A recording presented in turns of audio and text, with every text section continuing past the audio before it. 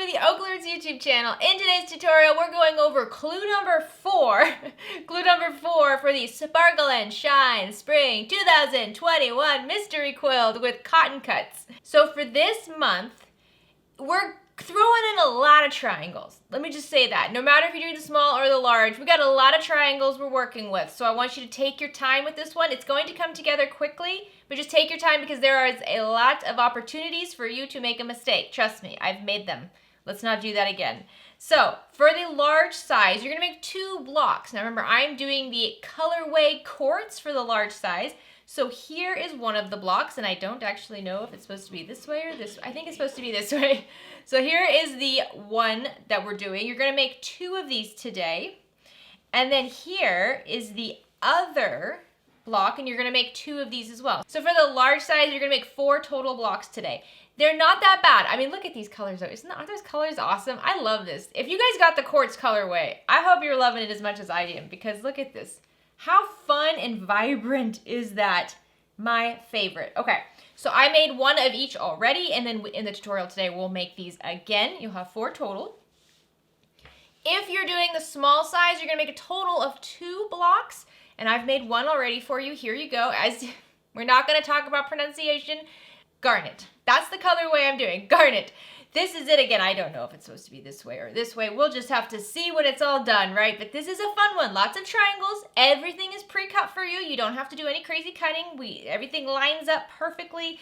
All of your points should, for the most part, come together. I mean, you can see mine don't always come exactly together. That's fine. You'll never see it in the end. But, so small, you're making 2 blocks. Large, you're making 4 blocks. Lots of triangles either way. So if you're new to the OklaRoots YouTube channel, please consider clicking subscribe down below. If at any point you like this video, please give it a like. Any questions, comments, anything at all, leave them down in the comment section down below. I'll have links down in the description of this video with all of the information for this sew along. I will also have timestamps, so if you're only interested in the large, you can go there, small, you can just click there and it'll take you straight there in the video. All right, let's get started. Okay, to start out, we're gonna work with the large, and we're gonna start with this like long rectangle block. I mean, they're both really just long rectangles, but this one has like the 2 big rectangles on it. So first, this is what it's gonna look like. I'm gonna lay out all of my pieces so that I can kind of see the finished product before I sew it all together. So you can keep your print if it's a directional print in one direction, but the thing is, we don't really know how this is going to come together in the end, so like this might be upside down. So if you have a directional print, I wouldn't worry too much about it right now. So before we get started, I will be referring to each of these by their letters. The letters are their colors. So for example, here's my quartz color card. When I say fabric E, when I say piece E, piece F, I'm referring to the color card here. The pattern is going to refer to each piece by their colors. So I've had some confusion in other videos about what was piece A, what was piece B. It's their colors, and it relates to the pattern. So to get started, we're gonna work on our EF triangles first. Just lay those right sides together. And I always like to use pins with thinner material. I find it's just easier than clips. And then pin along the diagonal with them right sides together. Do this for all of your EF triangle units for this block. All right, now let's take both of these to the sewing machine and sew along the pinned edge at a scant 1/4 inch seam allowance. All right, once you have those sewn, let's just press these seams so that they are behind the F triangle. So I just press them once and then I finger press the fabric very gently over the seam. Do your best not to stretch anything, and then give them a quick press on the back as well. All right, once you have those sewn together, now we just have to attach them to the C squares.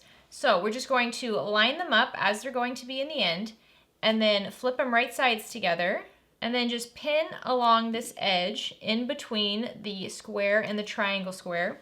Do the same thing on the bottom here, just flip these right sides together. So if you rotated this, it would be just like the top. See, where we have C, and then the F triangle on the bottom pressed up against C, and then the E triangle away from everything. Just flip it together, and then pin along that edge. Okay, now let's sew along these edges at a scant 1/4 inch seam allowance. Once you have those sewn together, you can lay them with the back of your C square up, and then we'll just press that C unit over the seam. So the seam goes behind our C block, Okay, so now again, lay it all out the way you want it, and then we're going to take our 2 rectangles here and we're going to sew along that middle line. So just lay them out, and then the 2 F triangles should be opposite one another. Fold them right sides together, and because of the way we press this, our seams should be going in opposite directions, so they just kind of hug in together. So I always line up in the middle here at the seam first, and then I line up the edges. It should all fit and be the same size, but if they're not the exact same size and you have to pick between, you know, the whole thing shifting to one side or the middles lining up, I usually like to make sure the middles line up. All right, now let's sew along this pinned edge at a scant 1/4 inch seam allowance. This time you want to press the seam towards the bottom. So when you open this up, if you have a preference on which one's on top, which one's on the bottom, just make sure you press the seam so it's behind the bottom rectangle. All right, we have our little square here. That's pretty much over half of the block done, so just put that to the side. Now we're going to take these 2 long triangles and we're going to sew them together right along the center. So just fold them right sides together. And just as a heads up, all of our seams today will be sewn at a scant 1/4 inch seam allowance. So we will be going to the machine a lot. I don't need to tell you that every single time. So now we're gonna go sew along this edge. Once you have that sewn, lay your unit so the back of E is wrong side up, press along that seam, and then press the seam behind that E rectangle. Okay, now we just have to put it together. So let me rotate this the right way. So the seam on the long rectangles here should be up behind the top. The seam over here on your square should be down below. So when we flip these right sides together, those seams should be going in opposite directions, and you can just kind of nest them in together. That's always the trick to getting those perfect points, getting everything to line up just the way you want it, is getting these seams to really hug into one another and lining them up there first, and then lining them up along the edges. All right, now let's go to the sewing machine and just sew along this pinned edge. And then finally lay this with the long rectangles wrong side up. Press along that seam and just press the seam behind those longer rectangles. All right, there you go. There's the first block for the large quilt. Just make 2 of those. All right, for the next block in the large size, I already have all my pieces laid out. You can see we have quite a few more pieces this time, but it's still just a bunch of squares and rectangles, so you can do it. So you're gonna grab all of your AD triangles and fold them right sides together, lining up all the edges, and then pinning along their diagonal. Since I'm only making 1 block right now, I will have a total of 4 of these. If you're making both of them at once, you'll have a total of 8 of these units. Okay, now let's take these 4 units to the sewing machine and just sew along the pinned edges. All right, once they're sewn, you're gonna press the seam behind the D triangles. So for me, that's the pink ones.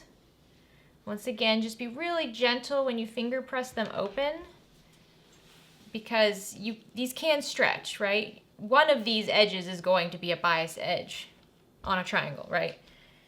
So you don't want them stretching out and becoming kind of an odd wobbly shape. Okay, once they're sewn, I like to always put it back where it goes, because when you have this many pieces, for me anyways, it's really easy for me to lose track of where I am and what I'm doing. There we go. Okay, so now I'm gonna connect my little AD triangle squares to the A and B squares. So just like it's laid out, just like this, I'm going to take one of my triangle units and put it together, right sides together, with an A square.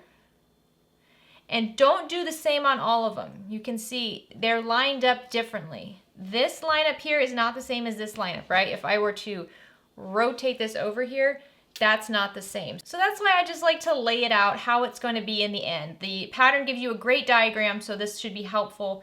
So let's just pin together our AD triangle units with the A and B blocks.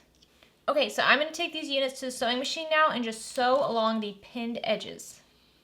All right, after sewn together, we're going to press these seams behind the A or B squares, whichever one you're working on. It's just not going to go behind the half square triangle. All right, when putting these back, make sure you put them in the exact right spot, because you can see, like if I put this one over here, that's not right. It goes over here. There we go. All right, so just check yourself. Make sure you've got everything lined up right. You don't have anything you got to unpick. If you do, go ahead and unpick it and re-sew it. Okay, now we're going to make these little corner squares here. So we're going to take our top and bottom units here and just fold them right sides together. And our seams should be going in opposite directions.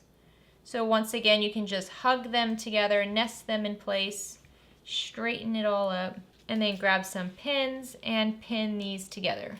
Okay, now we can take these units to the sewing machine and just sew along the pinned edge. As you can see, I have 2 units because I'm only doing one of the blocks. If you're doing both of the blocks, you'll have a total of 4 units right now. Okay, so take your blocks and lay them with the B fabric, wrong side up. So for me, it's that blue fabric. And we're gonna just press these seams so that they're behind the bottom. So the bottom has the B fabric. So let's just finger press it and then press it. And some of these areas do get pretty bulky where you have a lot of seams kind of meeting up with one another. Just do your best to hold the iron over that for a couple of seconds and then give them a good press on the back too to really get those seams down. Okay, now we've got the sides done. Let's work on the center. So let's work on our little flying goose here. Take your right triangle and fold it right sides together with your center triangle. And those little notches should line up perfectly, making this very easy to line up and pin together.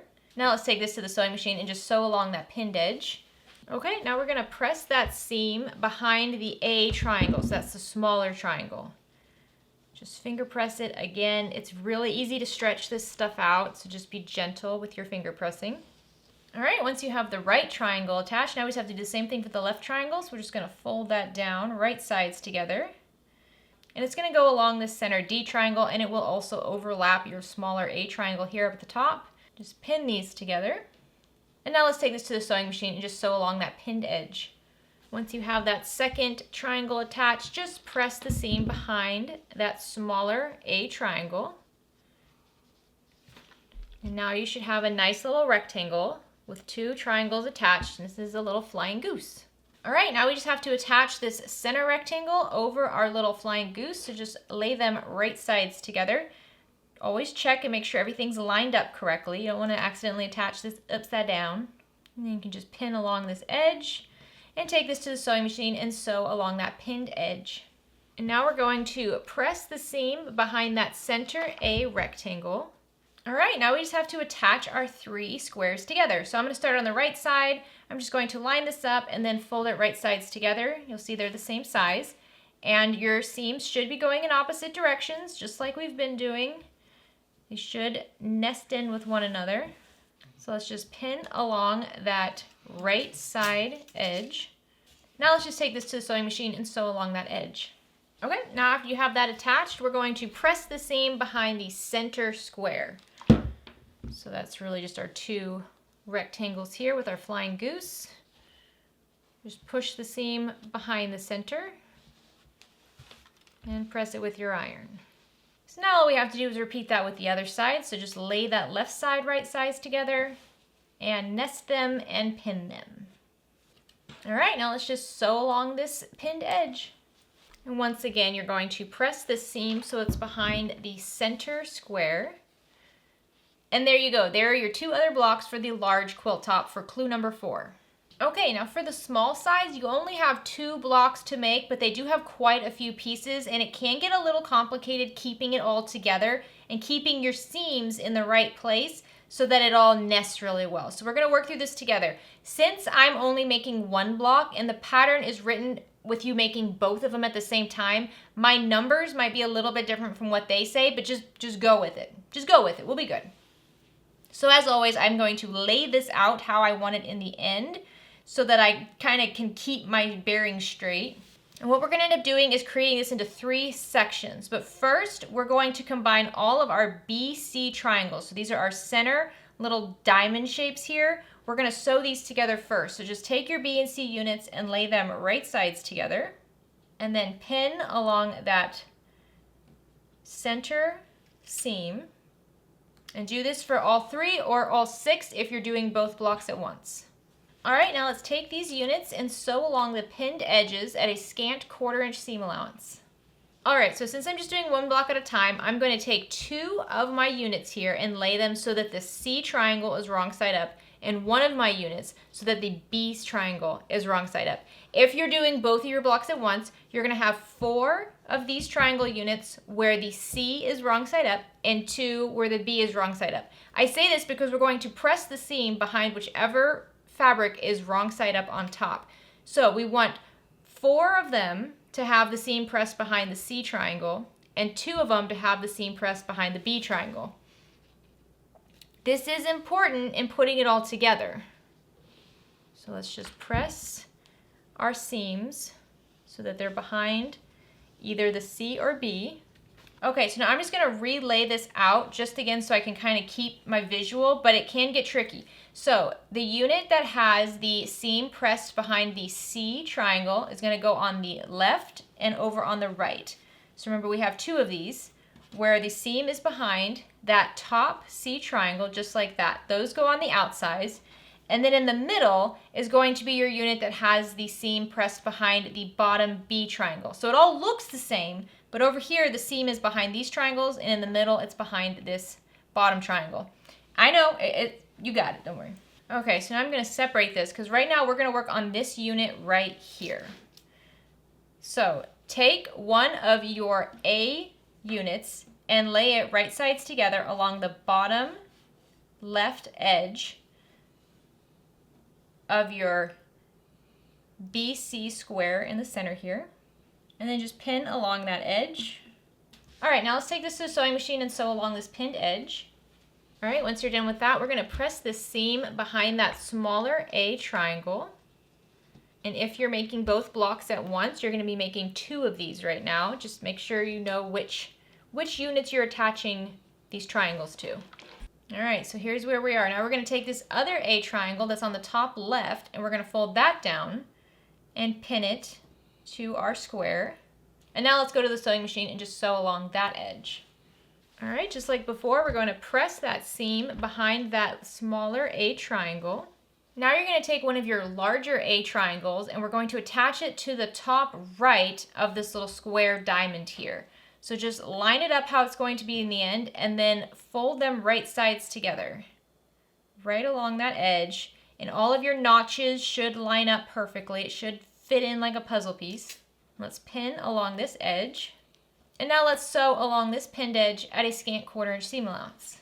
All right, once that's sewn on, we're going to press this seam behind that large A triangle.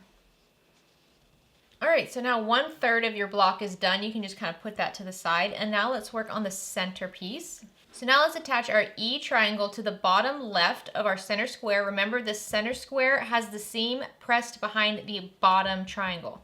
So take your E unit and just fold it up and lay it right sides together. Now you can take this to the sewing machine and sew along that pinned edge. Once that's sewn, you're going to press the seam behind that E triangle. Now we're going to take another one of those larger A triangles and we're going to attach it to the top right of our center square right here. So once again, just fold them right sides together and then pin along that edge. Now let's sew along that pinned edge at a scant 1/4 inch seam allowance. Now we can just press this seam behind that A triangle. All right, now we have the center one, so we can just move these to the side. And now we're going to finish up the right side, which is just mirrored image of the left side. So on the right side, we're going to first start by attaching this E triangle on the bottom left edge of our square. Now let's sew along this pinned edge. All right, now you can press the seam behind that E triangle. Now let's attach the small A triangle on the top right of our square by just folding them right sides together and then pinning along their matched edge. And now we can go to the sewing machine and just sew along that pinned edge. Now let's press the seam behind that smaller A triangle. All right, this is where you should be. Now we just have to attach this last little triangle down here on the bottom right of our square. So just line it up and lay it together, right sides together. There we go. Now let's sew along that pinned edge and press the seam behind that small A triangle. So here we go. Now we have our block in 3 strips and we just have to put them all together. So I'm going to start with the left side in the middle and we're just going to line them up how we want them in the end and then fold them right sides together.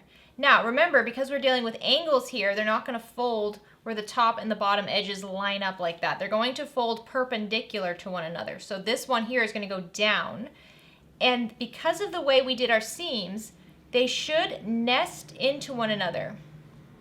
So my seam on top is going to the right, my seam on the bottom is going towards the left. So I'm going to match up those seams first, and then I straighten out the rest of that edge.